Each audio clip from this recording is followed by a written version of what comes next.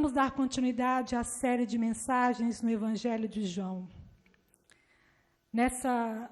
Nesse capítulo, no capítulo 12, que nós vamos meditar nessa noite um pouco, está entrando na semana final da crucificação. Estamos entrando na semana final onde Jesus Cristo será crucificado. Os irmãos têm tido a oportunidade de ler os capítulos, eu creio, que os irmãos têm lido em casa, como tem sido orientado. Então, nesta noite, nós vamos meditar um pouco sobre a crucificação do nosso Deus. Amém? Nós vimos, até aqui no capítulo 12, que os poderosos judeus, no Sinédrio, eles procuravam Jesus e também procuraram a Lázaro para matá-los. Porque, além de matar Jesus, eles queriam também matar a Lázaro. Eles queriam matar a Lázaro porque eles queriam matar a evidência do sinal que Jesus estava demonstrando, de quem ele era.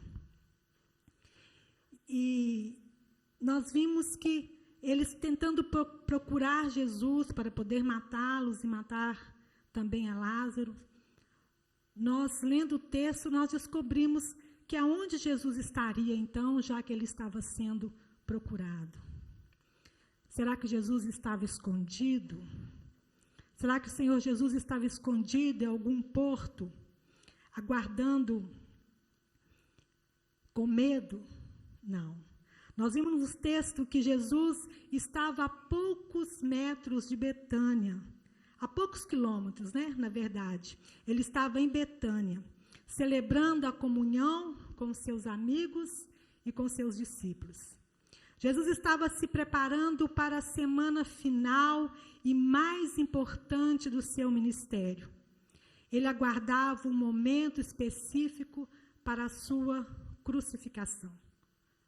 Lendo o texto, nós conhecemos que estava faltando apenas 6 dias para a Páscoa. Então, no sábado, Jesus janta com Lázaro e as suas irmãs.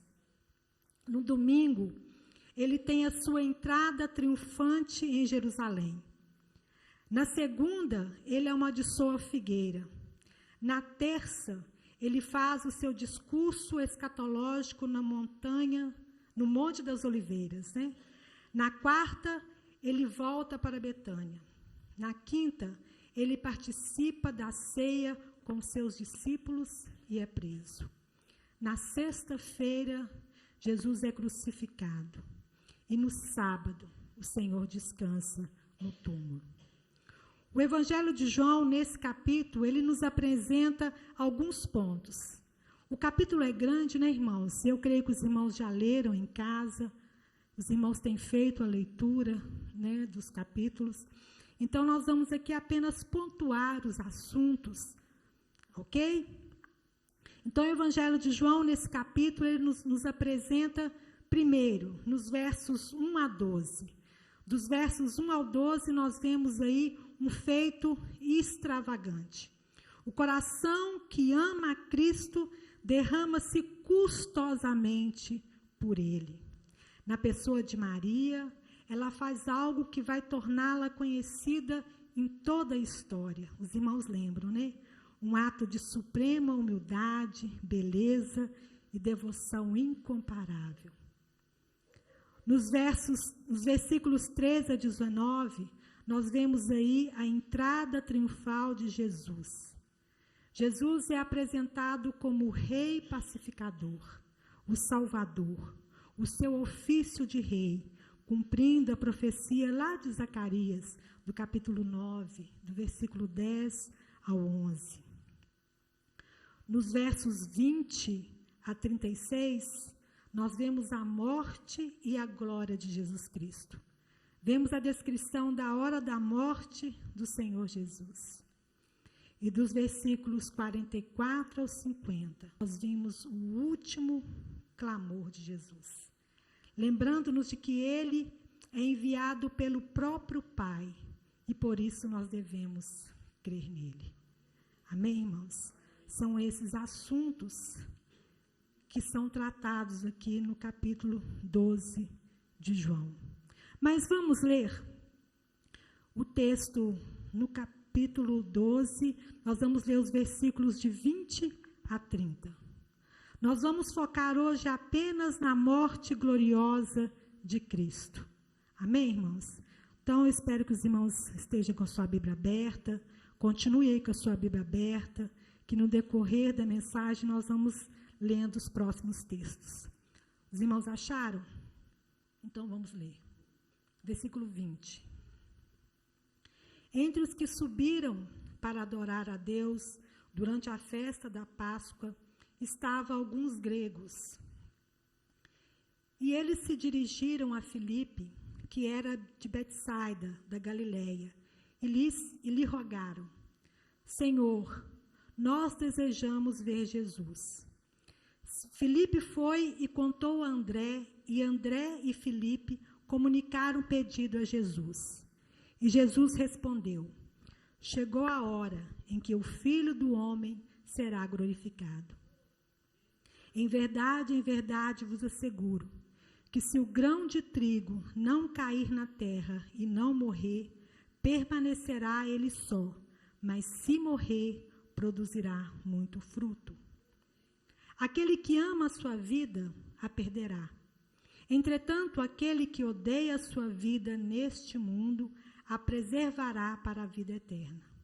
Se alguém me serve, precisa seguir-me, e onde eu estou, o meu servo também estará. Aquele que me serve será honrado por meu Pai. Agora minha alma está perturbada. E o que direi? Pai, salva-me desta hora? Não. Eu vim precisamente com esse propósito e para esta hora. Pai, glorifica o teu nome. Então veio uma voz do céu dizendo: eu já o glorifiquei e o glorificarei uma vez mais. Todavia a multidão que estava ali, tendo ouvido a voz, dizia ter trovejado. Outros garantiram: um anjo falou com ele. Jesus lhes esclareceu: essa voz não veio por minha causa, e sim para vosso benefício. Aleluia. Louvado seja o nome do Senhor. Jesus, ele segue para a morte e para a morte de cruz, para se oferecer para salvar todos aqueles que pertencem a ele. E se eu fizesse uma pergunta aqui nesta noite, perguntasse aos irmãos: e você? Como você deseja morrer? Dificilmente vocês responderiam essa pergunta. Porque nenhum de nós queremos pensar na hora da morte, muito menos pensar na nossa própria morte. É um assunto que a gente não quer falar sobre, não é verdade? Mas diferente de nós, que buscamos evitar o assunto sobre a morte, Jesus anseia por ela. Por mais doloroso que seja, porque ele sabia que por trás da sua morte havia ali uma grande missão a ser realizada. E nós precisamos aprender sobre o valor infinito da cruz. Nós precisamos compreender, porque nós somos alvos do benefício dela. Amém, irmãos? Então, nesta noite, eu quero desafiar você, quando você chegar na sua casa, que você leia do capítulo 25 ao 28 de Mateus. Ali está descrito todo o sofrimento do Senhor Jesus por nossa causa. Mas nesta noite, eu resumi aqui para vocês o que está lá em Mateus, do capítulo 25 ao 28. De maneira bem simples, eu quero trazer à memória de cada um de nós o quanto Jesus nos amou em 10 fases. Amém, irmãos? Nós vamos ver resumido aí as 10 fases do sofrimento de Jesus. Descritos lá em Mateus, no capítulo 25, ao capítulo 28. A primeira fase inicia no jardim do Getsêmani. Jesus começa a entristecer-se e sofrer fisicamente e espiritualmente, ao ponto de soar gotas de sangue por tão grande agonia e aflição. A segunda fase, depois da prisão à noite e o abandono pelos discípulos, Jesus é conduzido perante Caifás e ao Sinédrio. Vendam seus olhos, zombam seguidamente dele, cospem e batem na sua face. Na terceira fase, de manhã, Jesus, açoitado, exausto, é conduzido para Jerusalém para ser interrogado por Pilatos. Soltam Barrabás e Jesus é novamente açoitado.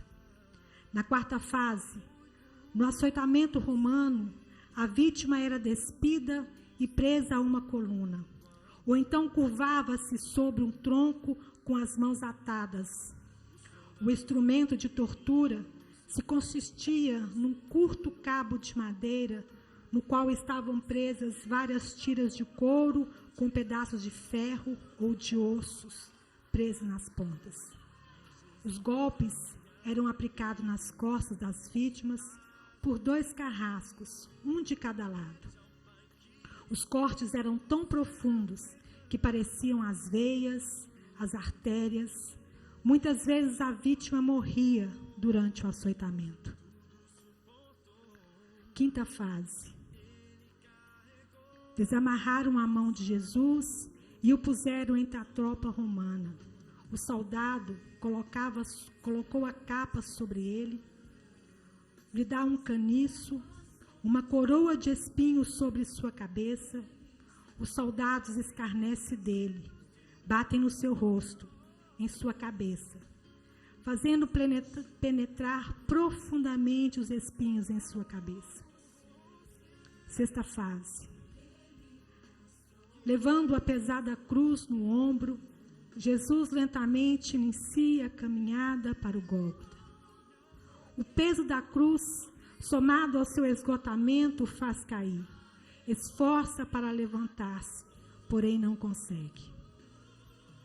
Sétima fase. No Gólgota, põe a cruz no chão e deita Jesus sobre ela. A crucificação era o tipo de morte mais cruel e terrível nos dias de Jesus. Oitava fase. Agora Jesus, cheio de ferimentos e coberto de sangue, é um espetáculo para o povo que assiste ao ato.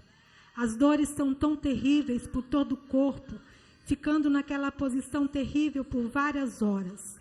Rasga-se a pele de suas costas, uma dor insuportável no peito, causada pela compressão dos fluidos do coração.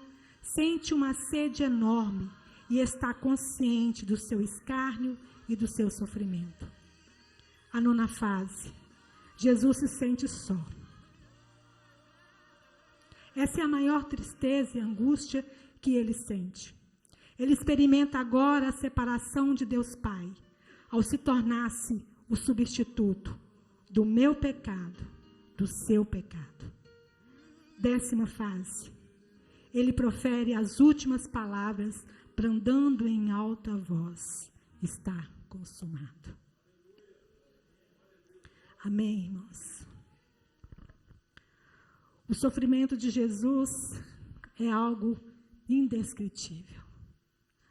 Nós não temos como mensurar tamanho sofrimento, tamanha dor, tamanha angústia. Nós só podemos, através do que nós lemos em Mateus e através do que nós vemos nessas cenas, né, de um filme, nós podemos imaginar. Mas por que tudo isso? Por que tanto sofrimento?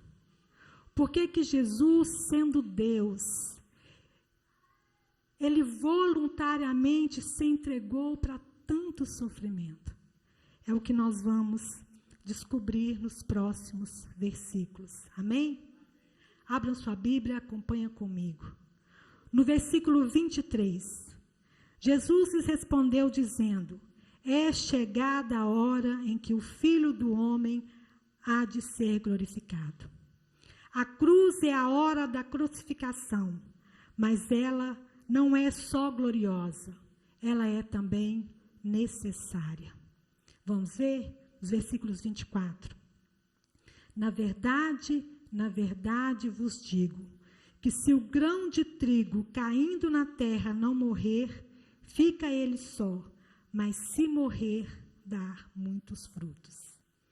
A morte de Jesus, ela não foi bela e ela não foi prazerosa. Mas se ele não morresse, não haveria outros Lázaros. Os irmãos estão compreendendo? O que aconteceu com um só cidadão na Judéia, Lázaro, acontecerá em escala maciça por todo o mundo, quando Jesus foi levantado naquele madeiro. Não é só gloriosa porque traz a reconciliação entre nós e Deus, mas é porque ela produz frutos. Os irmãos lembram aí do texto que nós lemos?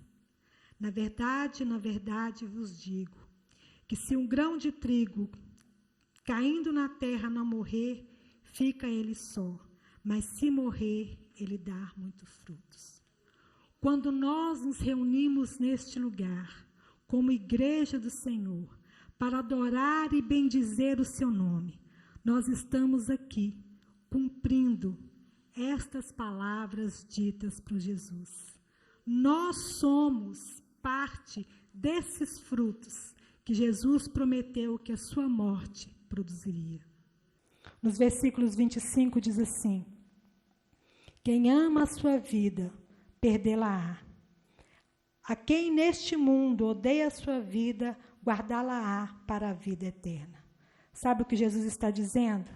Jesus está falando das nossas preferências, daquilo que eu prefiro. Se eu prefiro viver e amo mais a minha vida agora, eu vou perdê-la. Mas se eu abrir mão da minha vida hoje, do sistema desse mundo, se eu abrir mão das minhas vontades, se eu abrir mão da minha gratificação, do meu foco em mim mesma, aí sim eu vou ganhar vida plena e vida eterna. É isso que Jesus está querendo dizer, irmãos. Nós precisamos aprender sobre o valor infinito da cruz. E o primeiro valor infinito da cruz é: a cruz é a exibição da misericórdia de Deus. Veja o que diz os versículos 30. Respondeu Jesus e disse: não veio esta voz por amor de mim, mas por amor de vós. Jesus, ele se fez maldito por nós. Olha o que está escrito lá em Gálatas, no capítulo 3, nos versículos 13. Diz assim: Cristo nos resgatou da maldição da lei, fazendo-se maldição por nós, porque está escrito: maldito todo aquele que for pendurado no madeiro. Ele escolheu a angústia, a ira do Pai, o sofrimento, para que o seu reino pudesse ser estabelecido. O segundo valor infinito da cruz é que a cruz de Cristo atrai pecadores arrependidos. Sem a cruz não há arrependimento. Sem cruz não há salvação. Sem cruz não há conversão. Olha o que diz os versículos 32 e 33. E eu, quando for levantado da terra, todos atrairei a mim. E dizia isto, significando que morte havia de morrer. O que pode atrair pecadores arrependidos, irmãos, é a cruz de Cristo. Nós podemos ter até aqui belos eventos, confraternizações, a gente pode ter aqui várias programações, mas se nessas programações, nesses eventos, a cruz de Cristo não fazer-se presente, a mensagem da cruz não se fizer presente, Pode haver até muitas pessoas. Essa igreja pode estar até lotada por causa das programações, mas não haverá genuínas conversões, porque não haverá arrependimento. Sem a cruz de Cristo, não há arrependimento. Sem a cruz de Cristo, não há pecadores arrependidos. Amém, irmãos? O que atrai pecadores arrependidos é a cruz de Cristo. E se ela estiver ausente, não há genuíno cristianismo no nosso meio. Que a nossa comunidade, que os ministérios dessa igreja, que o púlpito dessa igreja, que eles possam sempre exibir a centralidade da cruz de Cristo. Que nós, irmãos, não vamos abrir mão disso. Que isso seja algo inegociável para nós. A mensagem da cruz do Senhor tem que ser o centro. Amém? A cruz de Cristo transforma aqueles que são expostos a ela. Se não tiver a cruz de Cristo sendo pregada, a mensagem da cruz sendo pregada no nosso meio, não há transformações de pessoas, não há conversões. Veja o que está escrito aí nos versículos 34 e 36. Os irmãos acompanham comigo. Respondeu-lhe a multidão: nós temos ouvido da lei que o Cristo permanece para sempre. E como dizes tu que convém que o Filho do Homem seja levantado? Quem é esse Filho do Homem? Disse-lhe, pois, Jesus: a luz ainda está convosco por pouco tempo. Andai enquanto tendes luz, para que as trevas não vos apanhem, pois quem anda nas trevas não sabe para onde vai. Enquanto tendes luz, crede na luz, para que sejais filhos da luz. Essas coisas disse Jesus, e retirando-se, escondeu deles. Sabe o que Jesus está dizendo aqui, irmãos? Que a sua presença conduz ao caminho correto. A presença do Filho de Deus transforma aqueles que são expostos a ela. Se nós escolhemos estar aqui nesta noite hoje, foi porque o Senhor nos escolheu primeiro. Nós fomos transformados e seguimos sendo transformados dia após dia, até que a obra do Senhor Jesus seja completa na nossa vida. Amém, irmãos? Aqueles que caminham na luz se tornam filhos da luz. Por isso que a cruz transforma. Porque quando nós andamos nas luzes, nos tornamos filhos da luz. São as palavras do nosso próprio Jesus. Nós devemos, irmãos, dar valor a esse processo de transformação de Deus em nós. Nós devemos levar isso muito a sério, a transformação do Senhor Jesus na nossa vida, no nosso caráter. Para que as pessoas, ao olhar para nós, elas possam contemplar Cristo. É isso que a palavra nos ensina. É essa transformação que nós precisamos buscar diante de Deus. Que as pessoas, quando contemplar a nós, elas contemplem a Cristo. Olha que responsabilidade, irmãos. Quando alguém encontra com você, ele tem que encontrar Cristo. Quando nós nos reunimos nesta igreja, em cada culto, e olhamos para cada rosto nesta igreja, nós precisamos contemplar Cristo em cada semblante. Mas será que as pessoas que estão encontrando conosco diariamente, fora daqui, será que é com Cristo que elas têm se encontrado? Vamos pensar, irmãos. Vamos refletir. Com quem eu me encontro? É Cristo que está sendo apresentado nas minhas atitudes, no que eu falo, no que eu não faço, ou no que eu faço. Amém? Quarto, por que a cruz de Cristo nós precisamos entender o seu infinito valor? Porque nós estávamos em trevas. Veja aí dos versículos 44 ao 50. E Jesus clamou e disse: Quem crê em mim, crer não em mim, mas naquele que me enviou. E quem vem a mim, vê aquele que me enviou. Eu sou a luz que vim ao mundo, para que todo aquele que crer em mim não permaneça nas trevas. E se alguém ouvir as minhas palavras e não crer, eu não julgo, porque eu vim não para julgar o mundo, mas para salvar o mundo. Quem me rejeita a mim e não recebe as minhas palavras, já tem quem o julgue. A palavra que tenho pregado. Essa há de julgar no último dia, porque eu não tenho falado de mim mesmo, mas o Pai que me enviou, ele me deu o mandamento sobre o que hei de dizer e sobre o que hei de falar. E sei que o seu mandamento é vida eterna. Portanto, o que eu falo, falo como o Pai me tem dito. Esse é o motivo porque ele veio. Ele veio como luz do mundo.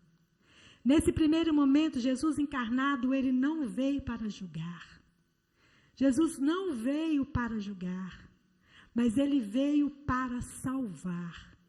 E a sua própria palavra diz que nós seremos julgados por essa palavra, a qual ele já tem nos anunciado, e é anunciado dia após dia. Amém, irmãos? O Salvador, o nosso Senhor Jesus e Salvador, ele veio salvar-nos do nosso pecado, daquilo que separava de Deus, que impedia a nossa reconciliação com o Criador. Nós vimos através desse vídeo e daquilo que eu li, depois os irmãos leem novamente lá em Mateus, capítulo 25 a 28, nós vemos que Jesus nos mostra o caminho da resistência, o caminho da perseverança. Deixemos para trás tudo aquilo que nos assedia e coloquemos nossos olhos fitos na glória de Deus. Amém, irmãos?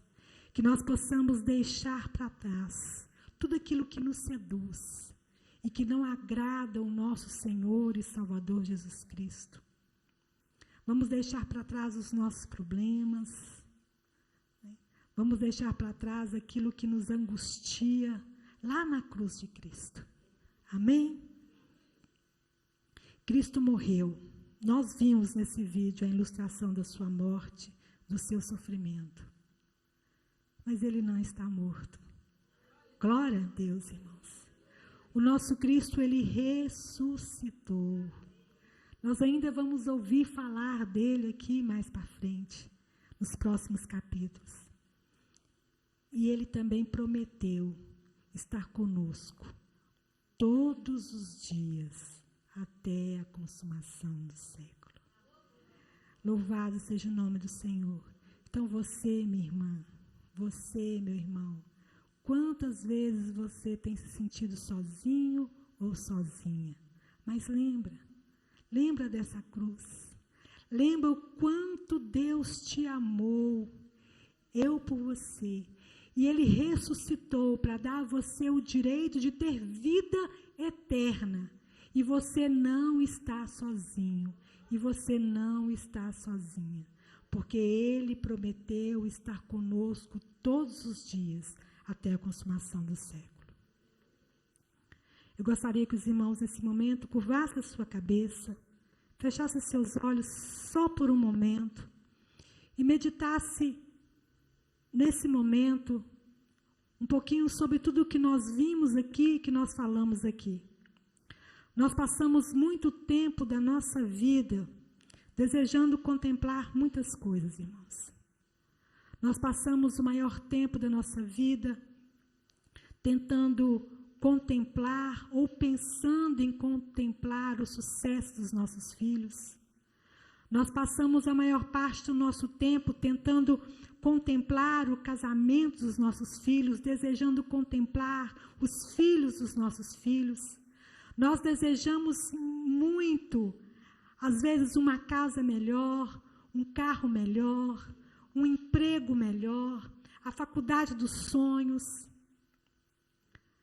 Por mais que essas coisas sejam válidas, por mais que essas coisas sejam boas, elas não podem sobrepor o desejo do nosso coração, que é ver o Senhor Jesus Cristo. A nossa função é fazer com que as pessoas vejam Cristo. Cada um de nós temos que espelhar Cristo. A função do pregador é fazer com que as pessoas enxergam Jesus através das suas mensagens. Você veio aqui ver Cristo em cada semblante de cada irmão. Eu preciso e você precisa desejar ardentemente ver Cristo, irmãos. Esse deve ser o nosso maior desejo. Seja qualquer circunstância da nossa vida, mesmo em meio a elas, nós precisamos enxergar Cristo e o valor infinito da sua cruz. Toda e qualquer circunstância às quais nós temos passado, elas não podem impedir de nós enxergarmos o valor infinito da cruz. Porque a cruz é a exibição da misericórdia de Deus. A cruz de Cristo atrai pecadores arrependidos, e a cruz de Cristo transforma aqueles que são expostos a ela. Amém, irmãos? Então vamos ficar de pé. Vamos orar ao Senhor nesta noite, lembrando dessa grande misericórdia do Senhor por nós. Lembrando que a mensagem da cruz é ela que atrai pecadores arrependidos. É compreender a mensagem da cruz faz com que nós nos arrependemos de tudo quanto nós somos pecadores, para poder alcançar a misericórdia e a bondade do nosso Deus. Nós somos alvos dessa misericórdia. Nós lemos aqui no texto que o Senhor disse que a voz não veio por causa dele, mas sim para o seu benefício. Então, tudo que o Senhor suportou naquela cruz foi por mim e foi por você. Amém, irmãos? Vamos orar ao Senhor e pedir ao Senhor que Ele quebranta o nosso coração dia após dia. Que nós possamos trazer gravado no nosso coração a mensagem da cruz do nosso Salvador, para que nós encontremos perdão dos nossos pecados.